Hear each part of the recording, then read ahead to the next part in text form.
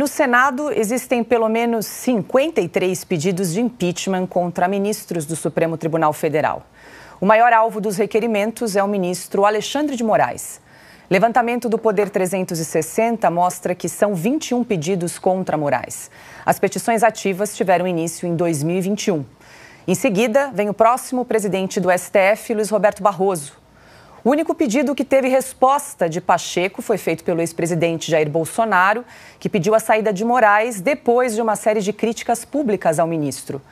No texto, o então presidente afirmou que Moraes cometeu crime de responsabilidade por, abre aspas, atuar como verdadeiro censor da liberdade de expressão ao interditar o debate de ideia e o respeito à diversidade, fecha aspas. Bolsonaro afirmou que apenas fez críticas a Moraes dentro dos limites da constitucionalidade, ao falar da decisão do magistrado de investigar a transmissão ao vivo para a internet em julho de 2021. Pacheco negou dar sequência ao pedido sob a alegação de não ver, entre aspas, justa causa. Como a atual lei do impeachment não estabelece um prazo para o presidente do Senado definir se aceita ou não o pedido, senadores têm analisado mudanças na legislação para determinar um período limite para essa decisão ser tomada. Ana Paula Henkel, muito boa noite, seja bem-vinda. O fato é que nunca um processo de impeachment contra um ministro do Supremo Tribunal Federal foi para frente no Brasil, né? E desde que Rodrigo Pacheco assumiu, então, a presidência do Senado, são contabilizados aí 53 pedidos de impeachment contra ministros do Supremo. O ministro Alexandre de Moraes, então, é o campeão com 21 requerimentos. Boa noite, Ana. Mais um holofote para ele, né? Ele que gosta tanto de holofotes. Boa noite, Paula. Boa noite, meus queridos parceiros do Oeste Sem Filtro. Muito boa noite a nossa audiência maravilhosa. Um beijo ao nosso mestre Augusto Nunes. Paula, olha, é um círculo vicioso perigoso, porque enquanto tivermos o foro por prerrogativa de função, acho que o Paulo pode até falar melhor sobre isso, nós ficaremos nesse, né, para dizer aí o jargão das redes sociais popular, o cachorro correndo atrás do rabo. Eles com foro privilegiado, o Senado sempre protegido, né, por essa prerrogativa, por o foro privilegiado, e isso faz com que todos os processos acabem nas mesas do Supremo Tribunal Federal, nas turmas, nos gabinetes, e aí eles continuam reféns dos ministros que, por sua vez, continuam cometendo suas inconstitucionalidades, suas canetas em grupo, né, ou individuais, sabendo, né, partindo da premissa que eles estão tranquilos, né, porque o Senado não vai ameaçar. Nós temos aqui a rédea curta dos senadores. Se eles ameaçam alguma coisa, a gente desengaveta e balança. Olha aqui o inquérito que eu tenho. Tem certeza que vocês vão colocar em votação um processo de impeachment meu ou do meu colega, né, o corporativismo? Nós vimos isso também, esse tipo de ameaça com o próprio Arthur Lira, presidente da Câmara, que mostrou que não ia colocar em votação as pautas que este desgoverno queria. O que aconteceu? Na mesma hora, no dia seguinte, desengavetaram um processo do Lira, de aliados do Lira, e balançaram. Tem certeza que vocês querem isso? Então nós precisamos começar a discutir, né, a extinção do foro privilegiado. Esse foro por prerrogativa de função não ajuda absolutamente nada, não tem transparência nenhuma. Os inquéritos que chegam lá chegam de uma maneira obscura. E o pior, Paula, hoje nós temos, dentro desse contexto dos inquéritos aí, dos julgamentos dos cidadãos sem foro privilegiado do 8 de setembro, eles podem simplesmente colocar esses inquéritos e ações, né, e julgamentos como confidenciais. Por que não? Porque tem alguém com foro privilegiado dentro desses inquéritos, dentro dessas investigações, e a gente nunca fica sabendo, né, quem de fato está lá. Então, mais uma vez, o senhor Rodrigo Pacheco é um freio, né, na transparência que a nação tanto precisa hoje em dia. Este homem precisa sair da cadeira do Senado. ele não colabora com absolutamente nada no ordenamento jurídico e na manutenção das nossas leis e de um Estado de direito saudável. Mas, o senhor Rodrigo Pacheco, uma hora o senhor vai ter que se candidatar de novo, né, a alguma eleição. E o senhor pode ter certeza que o povo não vai esquecer o seu passado. Silvio Navarro, muito boa noite. Desde 2021, então, são 53 pedidos de impeachment contra ministros do Supremo que estão parados à espera da leitura do requerimento pelo presidente do Senado, Rodrigo Pacheco. Algo que os senadores, Silvio, podem fazer para, de alguma forma, pressionar o presidente do Senado, Rodrigo Pacheco, a ler qualquer que seja dos requerimentos? Boa noite, Paula, craque Ana Paula Henkel, meu amigo Paulo Eduardo Martins, Carlos hoje conosco. Boa noite para você, começa a semana conosco. Veja, um grupo de senadores tenta fazer avançar um projeto, aliás, projeto de autoria do ex-senador Lazier Martins, que descentraliza essa decisão de analisar pedidos de impeachment contra determinadas autoridades e especialmente ministros do Supremo Tribunal Federal. 53 pedidos jamais analisados numa gaveta. Isso é um deboche com a sociedade. E isso mostra como os senadores mantêm uma desconexão. Eles estão completamente desconectados dos seus eleitores, inclusive. Os brasileiros, muitas vezes, e até por conta do mandato ser extenso, um mandato de 8 anos, a cada 4 anos, primeiro renovam 2 cadeiras e depois uma cadeira, mas o senador fica 8 anos naquele tapete azul.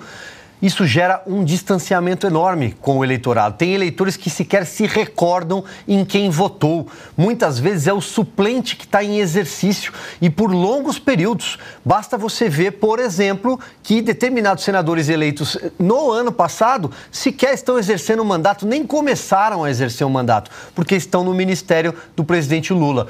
Flávio Dino é um exemplo, entre tantos outros, o próprio Renan Filho, né? Então, isso cria um distanciamento da sociedade. Número 2, é necessário descentralizar essa decisão, porque se são 81 parlamentares e se o Senado é a casa democrática para funcionar como uma espécie de freio, né, regulatória de determinadas manifestações de ministros do Supremo, passíveis de um impeachment, por que apenas um homem, no caso Rodrigo Pacheco? Porque ele conseguiu se reeleger. Mas eu recordo aqui que o senhor Davi Alcolumbre fez o mesmo no passado, ele que antecedeu o Rodrigo Pacheco. Aliás, são muito amigos. O Alcolumbre foi quem costurou a eleição do Pacheco, a reeleição do Pacheco recentemente. Então, vamos ver se esse projeto avança. Pelo texto, teria um prazo de 15 dias para o presidente da casa se manifestar e, transcorrido esse período, há uma possibilidade de se apresentar um requerimento à mesa diretora e aí a mesa, sim, deliberaria, possivelmente entregando ao plenário a análise de um caso como esse. Paula, não vou falar aqui da figura do senhor Luiz Roberto Barroso, porque imagino que trataremos disso daqui a pouco, mas como estamos falando sobre impeachment, de possibilidade de impeachment, só quero frisar que assumirá a presidência do STF o ministro que cruzou a linha de forma mais descarada no Brasil. O ministro que participou de uma atividade político-partidária e que disse para a plateia, como quem estivesse dizendo, eu sou um de vocês, nós derrotamos o bolsonarismo. Já voltamos nesse tema. Exatamente, a gente já vai falar sobre isso, Silvio, mas antes quero ouvir o Paulo a respeito desses 53 pedidos de impeachment que estão aí na gaveta do presidente do Senado, Rodrigo Pacheco, né, Paulo? O Silvio levantou 2 pontos. O primeiro seria descentralizar, né, tirar das mãos do presidente do Senado esse poder centralizado de fazer a leitura da denúncia, para que aí sim o processo possa vingar, e também a questão de estabelecer um prazo, né, para que o presidente do Senado se manifeste pela leitura ou não dos pedidos de impeachment que foram apresentados. Paula, do jeito que as coisas estão, hoje são 53 pedidos de impeachment. Pode chegar a 530, 5.300. Nada vai acontecer. Porque nós temos esses 2 problemas aí estruturantes no ordenamento, que diz respeito a esse tema ou até o funcionamento do Congresso, que é o foro de prerrogativa de função e essa concentração nas mãos do presidente do Senado a responsabilidade de deflagrar um processo de impeachment de um ministro do Supremo Tribunal Federal. O foro prerrogativa de função, que é comumente chamado de foro privilegiado, ele é uma desgraça nacional, tá? E não necessariamente pela lógica que as pessoas costumam pensar. É natural aqui no Brasil falar-se nesse foro como, de fato, um privilégio para os parlamentares, tratando de uma lógica punitivista, que isso impede a punição dos parlamentares. Não, é o contrário. É o contrário. Esse foro por prerrogativa de função, ele torna os parlamentares reféns do Supremo Tribunal Federal. Ele coloca na cabeça dos parlamentares um cabresto. Para quem não sabe o que é cabresto, cabresto é aquela cordinha que é muito usada para colocar na cabeça de equinos, quadrúpedes, que são adestrados. Ele faz com que o parlamento tenha que fazer um jogo de boa vizinhança ou de subjugação com a Suprema Corte, porque o parlamentar vai ser julgado lá, investigado lá, e não tem a quem recorrer. É uma instância só. Que privilégio é esse? É uma instância só. Qualquer outro brasileiro é processado na primeira instância. Quem está enquadrado nesse foro, não. É na última já e é dali para a cadeia, é dali para a perda do mandato, é dali para a punição, seja lá o que for. A origem do foro de prerrogativa de função era livrar o parlamentar de qualquer hipótese de perseguição de um juiz de primeira instância por picuinha local. Era essa a ideia. E aí jogava o foro para uma instância superior, mais madura, descolada da política local, e isso fazia com que o parlamentar estivesse livre para exercer suas funções. Não funcionou. Não funcionou. Ele tornou o parlamentar refém da Suprema Corte, e aí você tem esse caso que o Senado simplesmente se recusa a enxergar abusos dos ministros do Supremo Tribunal Federal, claramente.